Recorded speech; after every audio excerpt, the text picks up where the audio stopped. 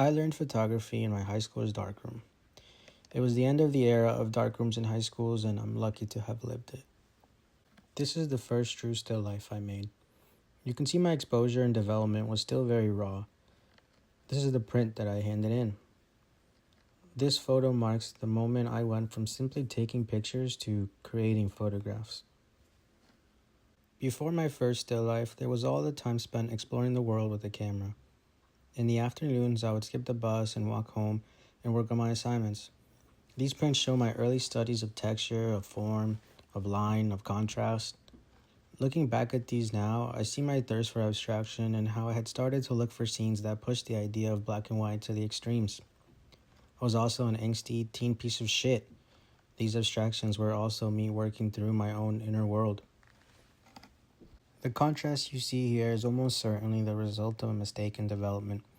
It's one of those beautiful accidents that really shows how the physical medium of film photography makes a difference. For me, this was a real breakthrough moment because I had finally found the visual language that was the perfect match for the work I was trying to make. This is the print version with fixer stains. This is a self-portrait I handed in during my first college semester. Tri-X 400, double exposed. The circles that abstract my face are Lexapro, my first antidepressant. Look at that green and that contrast. Look at that thickness of that white tone. I was in love. In love with Push Tri-X and acutely manic depressive.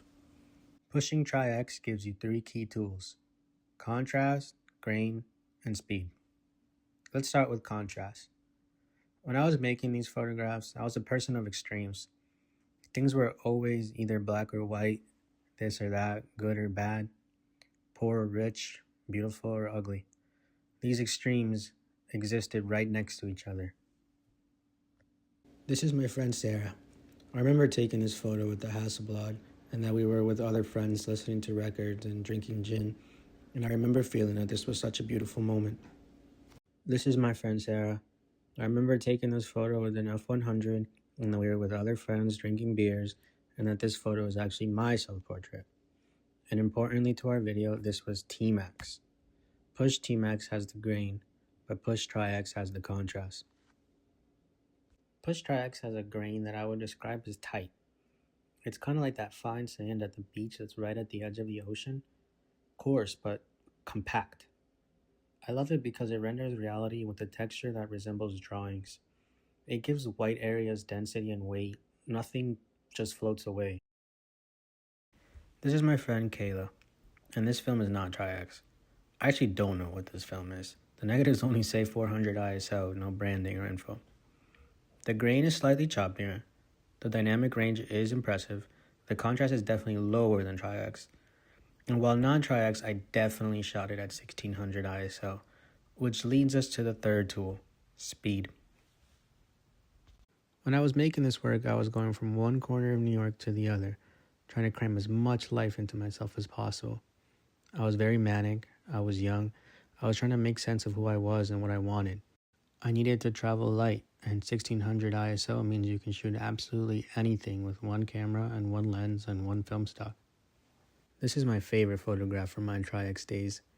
I remember this was in my parents' house and someone had moved the fish bowl to the table so they could clean.